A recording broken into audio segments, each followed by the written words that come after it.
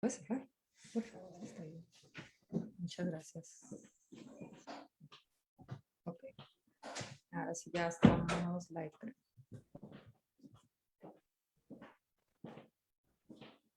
Ya. Ok. Ok, ya estamos live.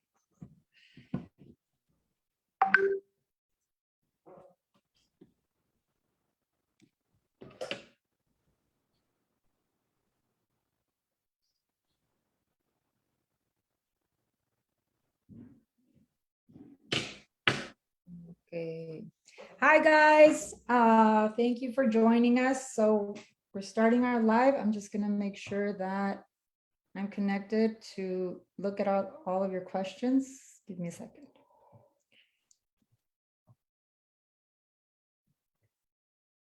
Okay.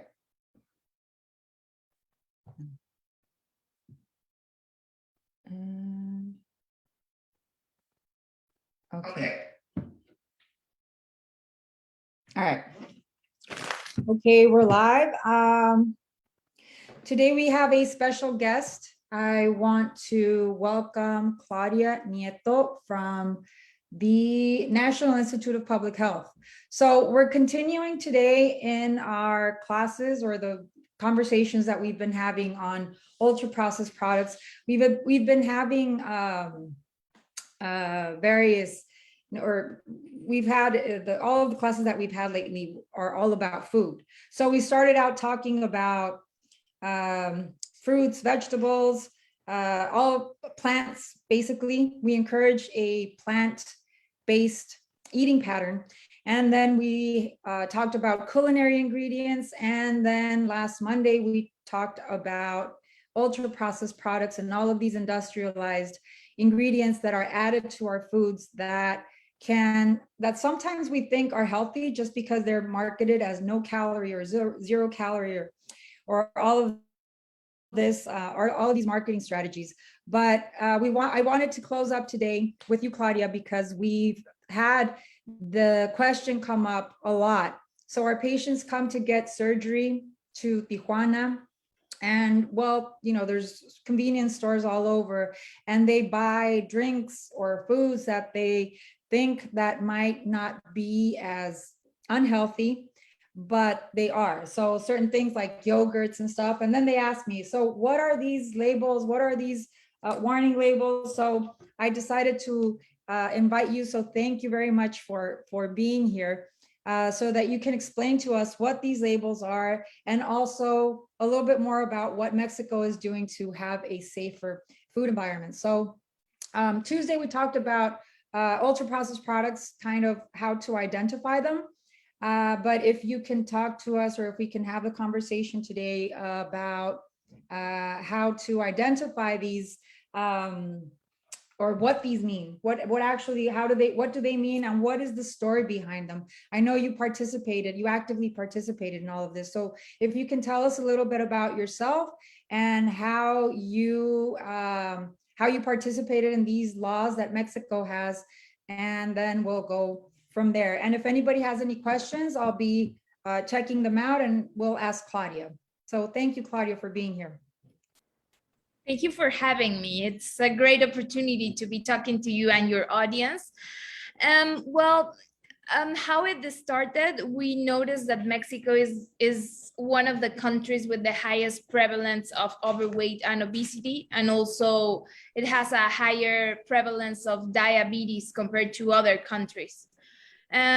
So we needed a front of package labeling that showed consumers how to make better food decisions. So the warning labels that we have currently, they are based on the epidemiologic situation of the country. So we have a country that has diabetes, hypertension, overweight and obesity. So each warning label, each stamp that you will see in Mexico, it's targeted to a particular nutrient of concern. For example, excess of sodium, it's to prevent hypertension. excess of sugar, it's to prevent diabetes. Energy is to decrease energy intake, so it will be related to overweight and obesity. What else? Fat, of course, is related to cardiovascular outcomes. So the nutrient profile model to set the warning labels in Mexico is based on the Pan American Health Organization nutrient profile model. So it's quite similar. It also the Mexican nutrient profile model includes artificial sweeteners, which is a good step for Mexico because we are protecting children and adolescents. Well, children, because the label is specific about avoid in children, and we also have a label for caffeine.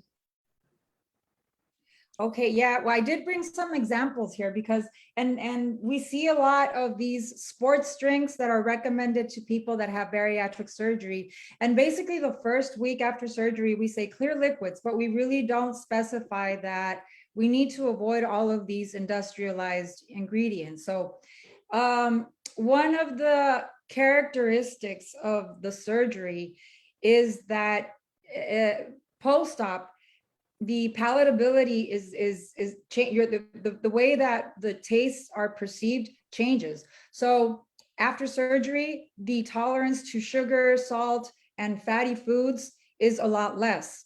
So when they start drinking all of these fluids that have artificial sweeteners, they start stimulating their palate again. So that is one of the dangers of these industrialized ingredients, right? I mean, besides all the health concerns, another characteristic of these ingredients is that they stimulate your palate. They want you to crave, or you start craving more of these foods that are high in sugar, high in fat, high in sodium. Yes, for example, the cutoff point to set the label, the stamp that says excess of sugar, it's more than 10% of the total energy from free sugars. So it's if you see a liquid or a soda that has the warning label that says excess in sugar, we saw like fat, 40% fat, but compared to what? Is 40% a lot or less? So the warning label system, it simplifies the information, and we actually tested this warning labeling system in Mexican population, and we saw that it had a better use and a better understanding compared to other populations. For example, Mexican population, regardless of their socioeconomic status or regardless their education level, understood better this kind of labeling compared to a quantitative labeling system, which is the one that you have in the US. And it also calls out your attention, because this is something that I know, or if somebody came from another country and they bought some kind of junk food here, they probably, you just pick it up mindlessly and that's it. But now you buy it and you are looking at this, and things like granola, yogurt, things that you wouldn't really think had some kind of, or these all brand, this is very common that people buy all brand because it has the word brand in it, and it has like a healthy feel. But it really calls out to your attention when you look at a black circle. It's not a circle, it's an octagon, right? It's an octagon. So when you look at it and say, oh, wow, then it's calling out my attention, because it's been asked a lot, what are these and what is the story behind it? What's going on? So we do know that more than, or approximately 60% of the calories in the standard American diet come from ultra processed products. And it is very common for people to go to the supermarket and buy products instead of buying fresh food.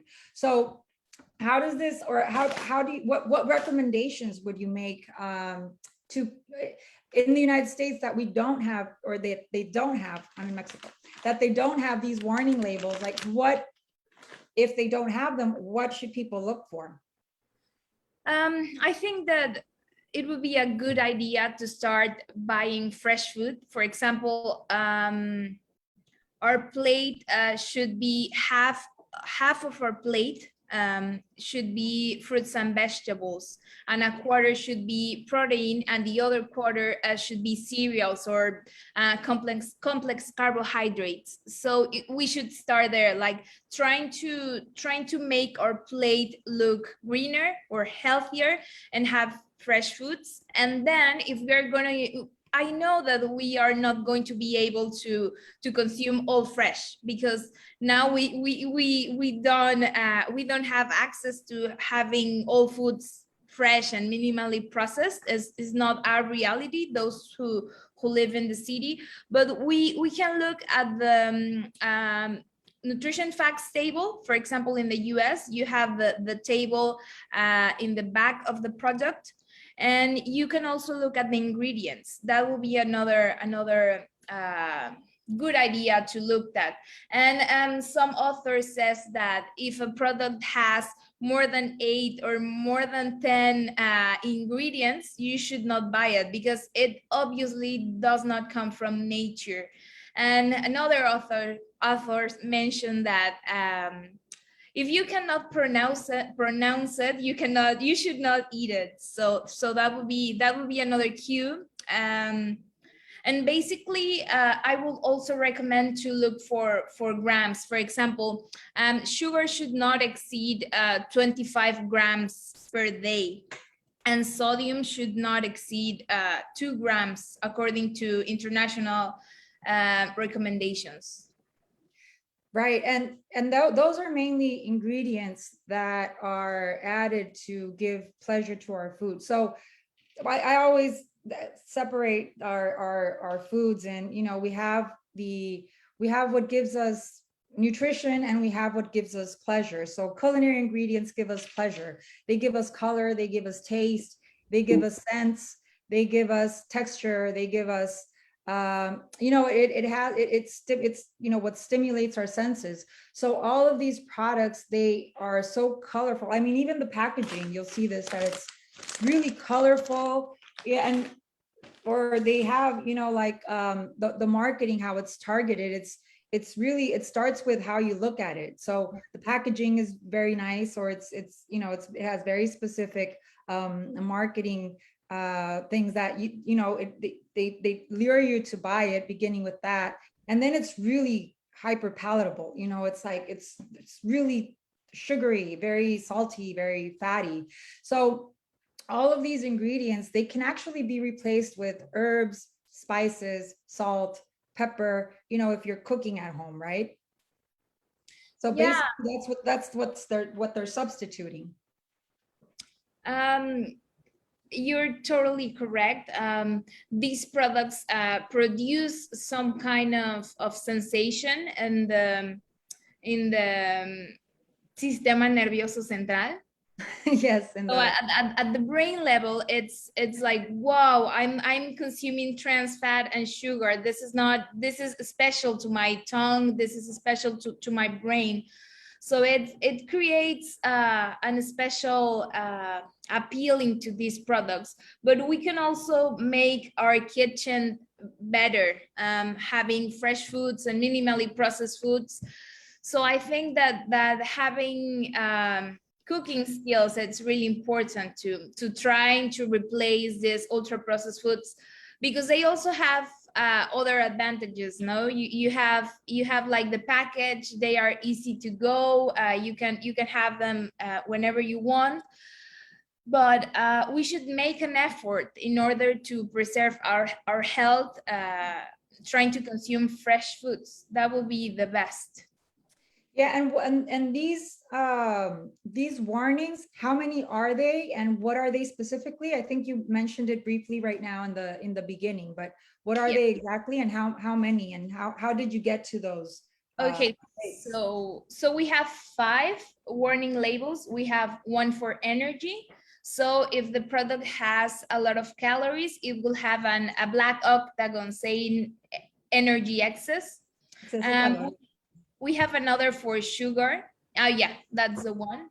Sugar, azúcares, yeah. Excess of calories, and then excess of sugar. We have another for sugar. This indicates is if the product has free sugars. We have also another one for saturated fat. This is more common in bakery products. Oh yeah. I brought them all. I Yeah, so we have saturated fat here, yes. We have another warning label for trans fat, which I hope that it's not that common, because food and beverage manufacturers make an agreement in the Americas region to try not to add these kinds of fat in our foods. So it should, by 2021, which is already happening, we should have less than 1% of products with trans fat. Which are mainly, well, I mean, if you things that have margarine or baked goods. Or... It could be pizza. I saw once waffles with trans fat, pancakes. Frozen, like frozen foods, frozen dinners. Yeah, that Okay. can happen.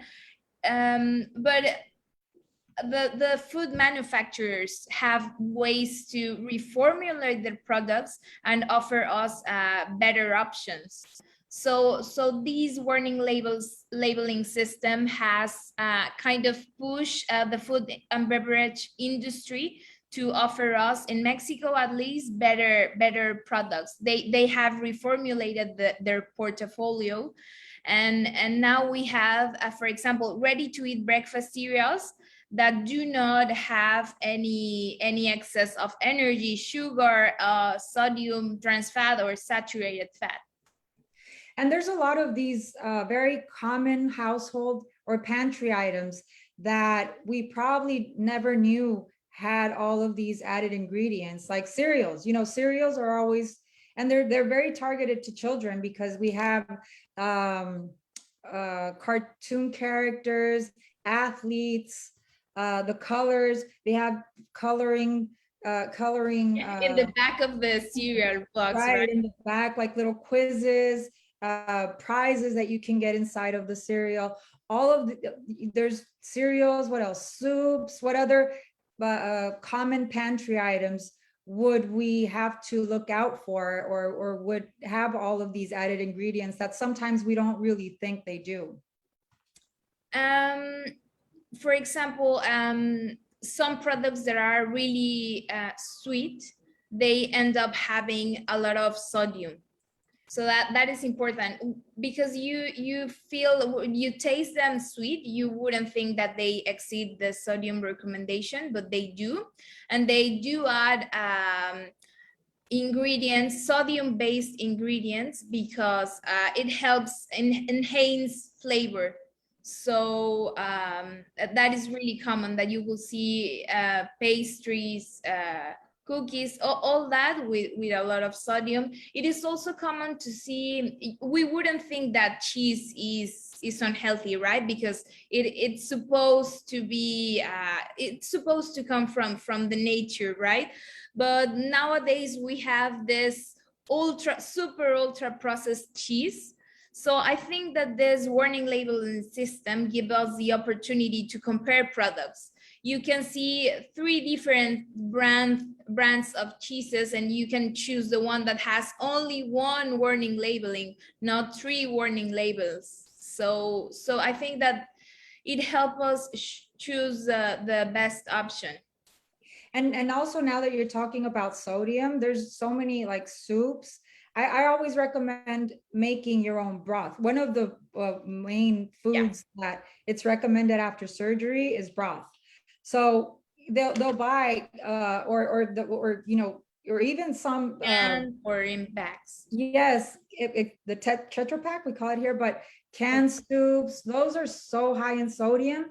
And we sometimes think, well, it's just broth, you know, but it's something that we need to watch out for. Or also those kind of like tiny squares that you put it in your broth, and it has like amazing amount of of sodium and all ingredients that should not be part of a healthy diet.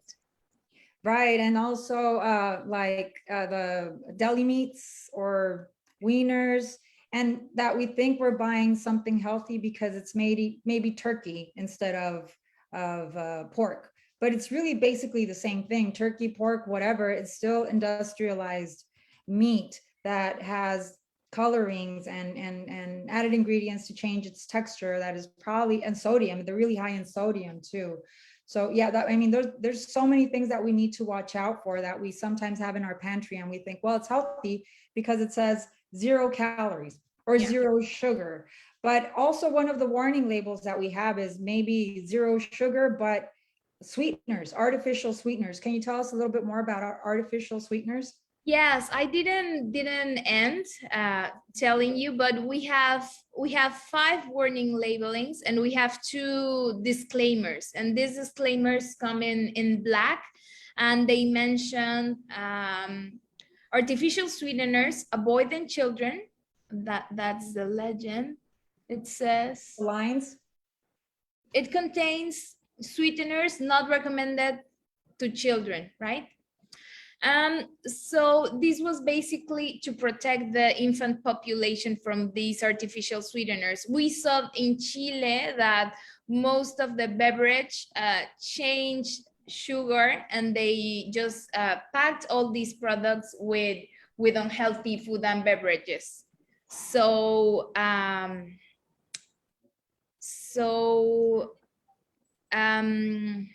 lost the track of my idea. Oh, sweeteners. Yeah, I was saying sweeteners. So these kinds of products do not help the population making healthy food choices.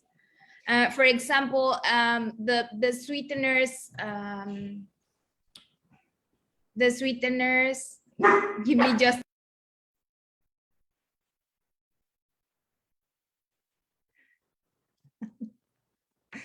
Oh, let me look for questions here for Claudia. Wow, she kind of disconnected. So, hi Sheila, how are you?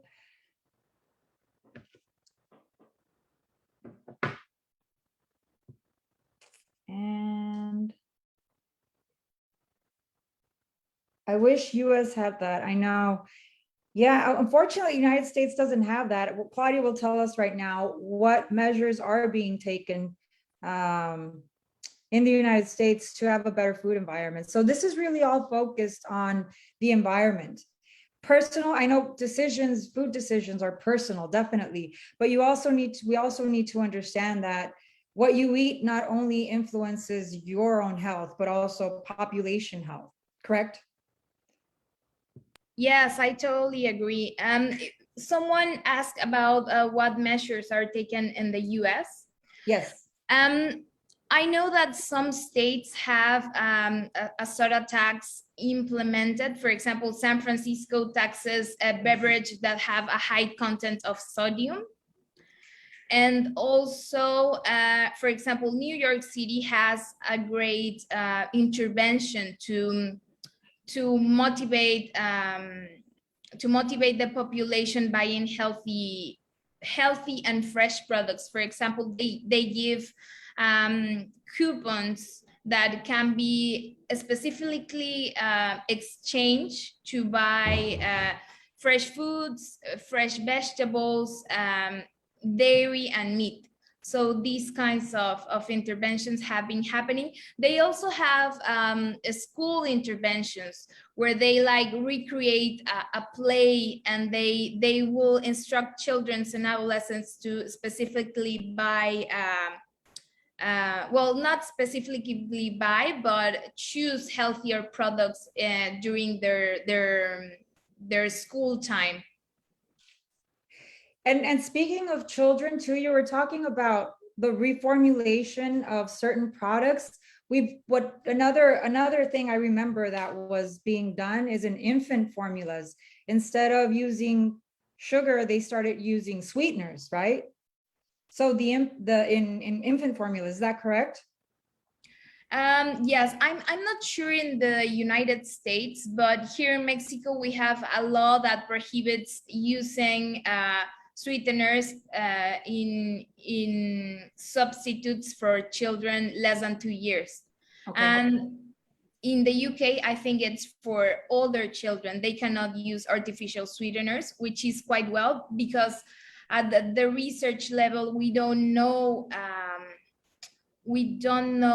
how it is going to end up, what's likely to happen if you expose the children to an artificial sweetener for years.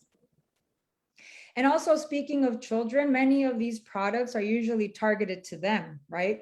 The cereals, cookies, all of these, they have so many characters. And that's another measure that was taken in Mexico, the characters in the junk food and in cereals.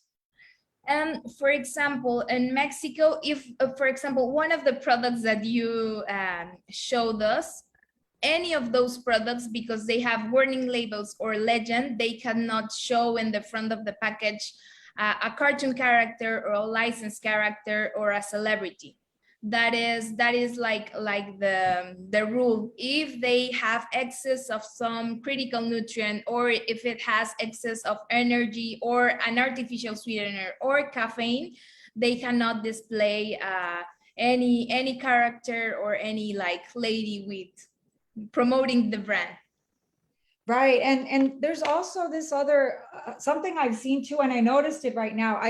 I never buy any of this, but for the record, Just example. For educational purposes, I went to buy, and I noticed this in Coca-Cola, in all of the Coca-Cola products, that they don't have these, but they have the tiny symbols. So can you tell us what some of these companies have been doing in order to avoid either reformulating or having these visible warnings in their products? Yeah, for example, Coca-Cola Light, it's a good example. It is a product that, of course, is not healthy, but if you think of the regular Coke, it's high in sugar. So the Diet Coke or the Coke Light, it replaced sugar with artificial sweeteners, which are not healthy as well. It has an effect on the microbiota of the intestine and on the stomach. It can also promote this taste of, you want to keep consuming sugar because you are just exchanging it with a sweetener. So it is definitely not healthy. So what this Diet Coke is mainly done, it's just carbonated water, sweeteners, and other artificial ingredients that are not healthy. So it has caffeine that, of course, is not recommended to children. So that's why that kind of beverage, it only has the two legends. Avoid, it has sweeteners, avoid in children, it has caffeine, avoid in children. Because we actually found that a lot of Mexican children were drinking Coke. So that was, of course, not a public health recommendation. Yes, I know Mexico, we're one of the #1 consumers of Coca-Cola, right? Yes, that's correct. I think when they do the per capita measure of soda consumption, we ended up consuming more than 40 liters a year.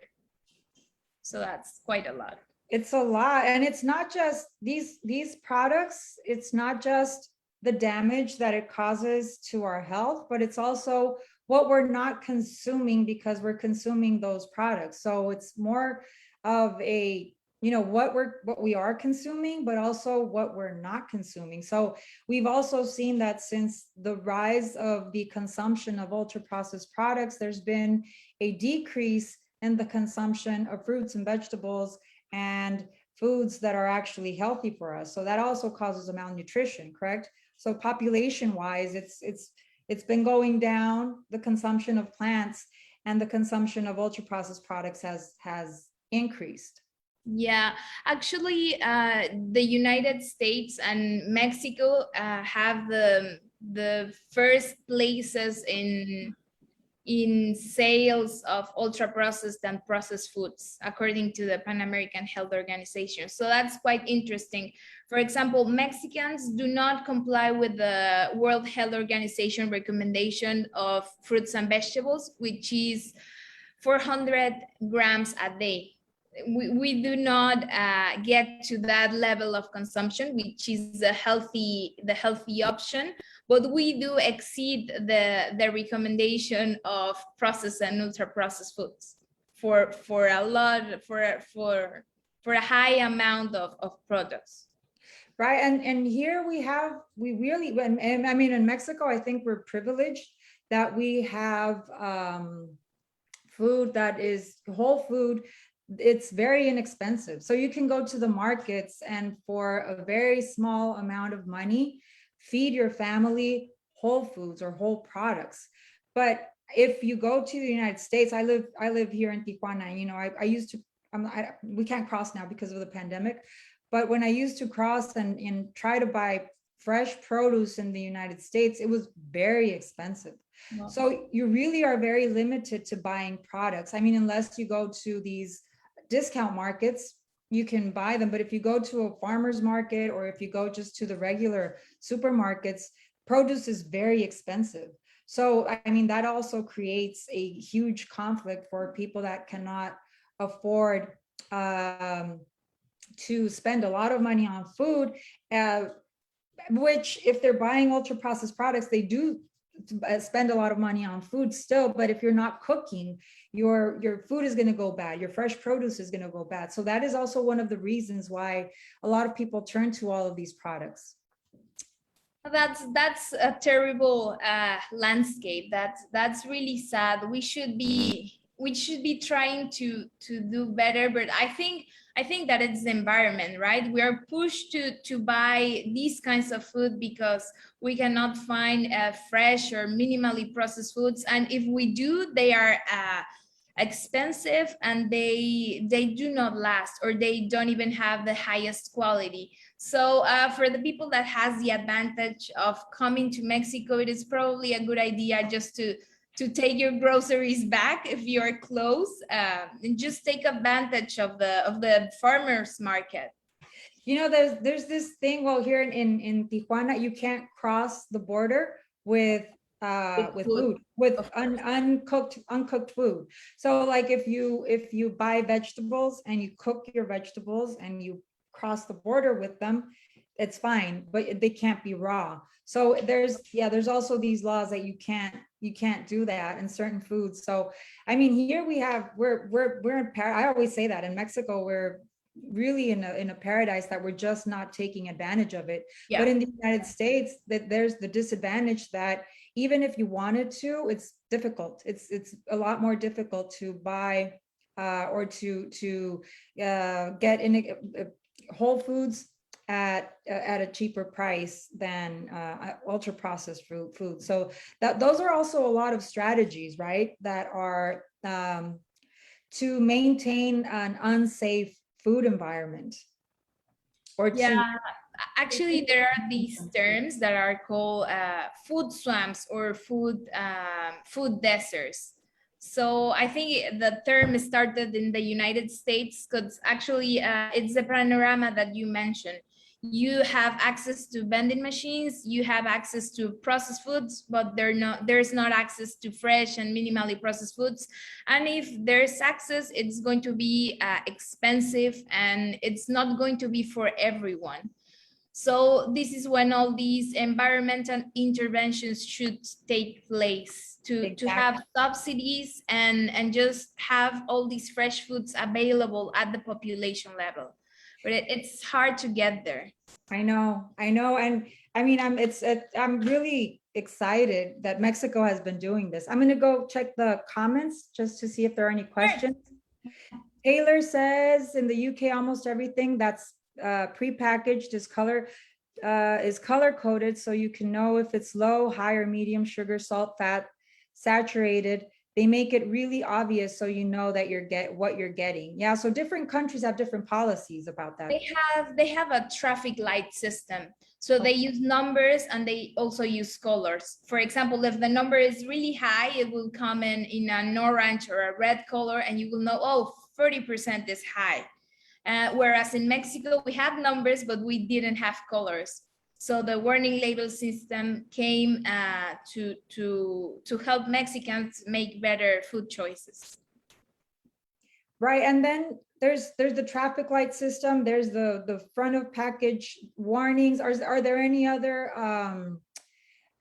effective measures that other countries have done? Chile has done something, Colombia is doing something right now.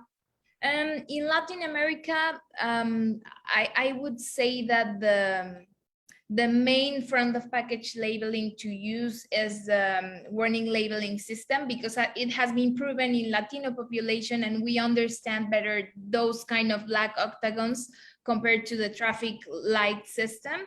But Chile has them, Uruguay, Colombia already approved them, Mexico has them. So a lot of Latin American countries are joining efforts to make the warning labeling system happen in their countries.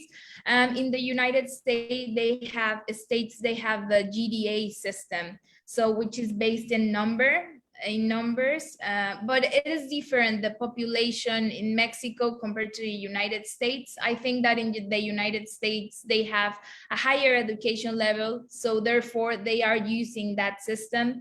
United Kingdom also has these GDA system. For example, France has a warning labeling that it's called Nutri-Score. So it will grade the food from A to E. So A would be for a healthy product that it's high in fiber, high in protein, high in grains, and E would be for a product that has a lot of bad critical nutrients. So it has like this kind of a score that adds points or deletes points based on the nutritional quality of the product. And all of this, what impact has it had in the Mexican population? These, it's the front of package warning, the marketing strategies that have been implemented for children. What else did you talk about? The tax, the soda tax. What impact has this had on population health, or just in eating, or in food knowledge overall? I think at the moment it has only happened. It has only been a couple of months, and since it was fully implemented, so we can see changes in products. They reformulated products, they decreased sodium content in a lot of ready-to-eat breakfast cereals, they decreased trans fat, and they made better dairy products available for the Mexican population. But I think that in probably a year or probably 2 years, we can take some measurements of how people are changing their food decisions. For example, if they used to buy these kind of dairy products, now they have changed it to products that do not have warning labels, or that kind of food decisions. I think it would be ideal to measure and to have results. For example, Chile has had results from the warning labeling system, and they have seen changes in behaviors. For example, the patterns of buying foods and beverage have changed to better food decisions. So that will likely happen in Mexico, but it's not a measure that you take from one day to another. Right. And besides, well, we know we're going to finish up now, because I know that you have to run, but I'm good. I'm sorry that I had, it's a chaos. I'm still doing home office, so it's home is chaos. Okay. But I'm happy to be here with you. Oh, okay. No, I'm really happy that you're here. As far as personal choices, because I know it's, we sometimes make choices that impact our own health, or just, personal decisions. But how do our personal decisions impact, or how can we choose our food so that it can have a positive impact on the population, on the planet also? Because health is not just my own health, it's planetary health, it's population health. So what do you recommend? Well, Claudia is a researcher, but she's also a nutritionist, right? Like, Yeah. you're a nutritionist, yeah. So as a nutritionist, what recommendations for food choices would you make that can also have an impact on the planet and the population, like looking besides ourselves or just my own health?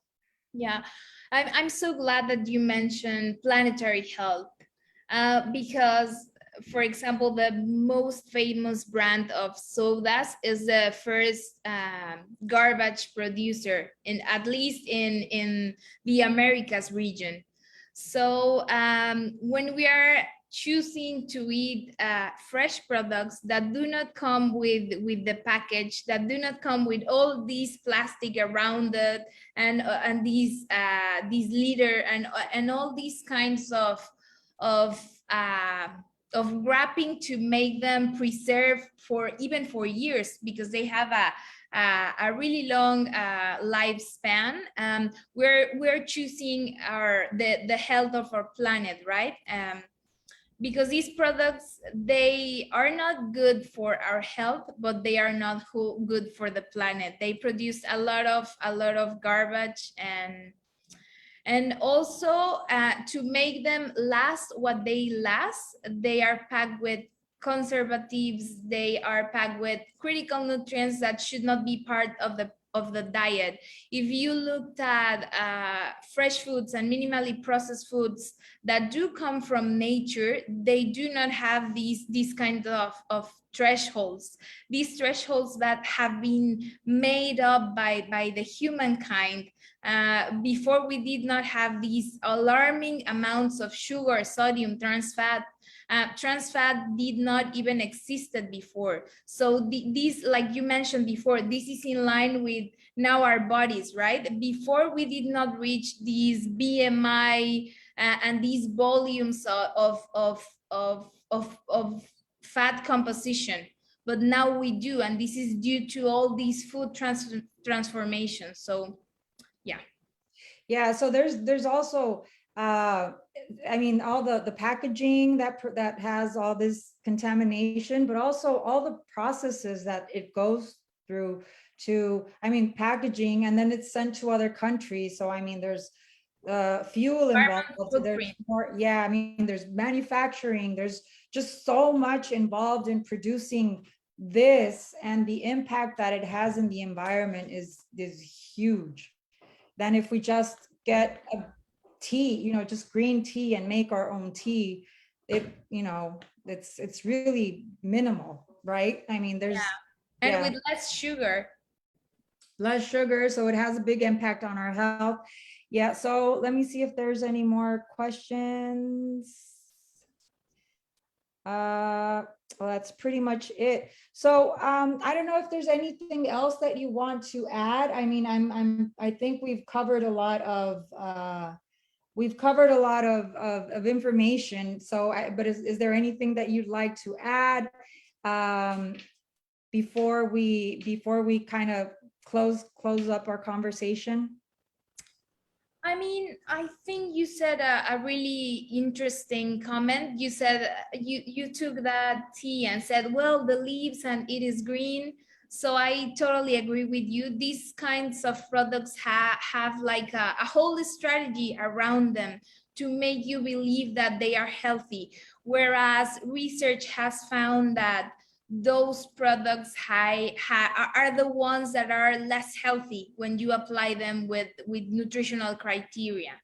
The ones that make you think that they are light or that they are free from fat, or that they do not have cholesterol, are the ones that we should be like, is this really healthy? And it's the moment when we take the turn of the product and see the ingredients and we assess the whole product. not just looking at the green and the leaves and these nutritional claims that are obviously misleading. Right. And I know that you participated in research about the marketing strategies that these companies have that is misleading, right? Specifically during COVID, that they started advertising like they were doing so much for the planet, they were doing so much to participate in health, in health strategies for the planet, when actually they're doing the contrary. Yeah, and this has happened in many countries, and in US, they are leading the way, the food and beverage industry. So it's called COVID washing. What they are doing is that they do offer unhealthy products that are, at the end of the day, are going to damage the population, and they are unconstitutional. We should not be surrounded by this unhealthy environment. But they say, well, we are doing these, but look at all these charity that I'm doing. I'm trying to make these bottles of soda made from yams. We are making all these healthy, but on the other side, they are trashing a state in Latin America because they are wasting all their damage there, and they are also sending face masks with their logos. It's a strategy to basically wash their image. Right. And then we always have these products too that say, like these words that we look at and say, oh, organic, gluten-free. What else do we see? Gluten-free, organic, non-GMO. Non-GMO. Yeah. So, I mean, and it's really foods that never had gluten anyway, but they still say gluten-free. Yeah. So, yeah, so it is something that we need to consider we need to consider when we're deciding what to buy, and when we're choosing our products in the market. So I think basically that's it. Just one last question. ¿Sí me escuchas? Am I frozen? Yes, I can hear you. Okay, I think my image is frozen. I see like I'm frozen, but what do you think about this is kind of like more of a personal question, but what do you think about transforming our diet more towards a plant-based eating pattern? Is this something that you would recommend as a nutritionist? Yes, I would recommend this for healthy people. We are also have to look for another critical nutrients in the diet, but they do come from vegetables. So it also, the nutritional plan has to be personal. So that is also important to consider. I obviously recommend a plant-based diet, but I will also recommend to go to your dietitian and look for your specific grams, calories. If you have any diseases, diet, it's a really important part of the process. So I encourage you to look for expert advice. Well, thank you very much, Claudia. Thank you for taking your time to speak to us. I know you had some commitments today, so I'm very very thankful that you took some of your valuable time to share with us so much information.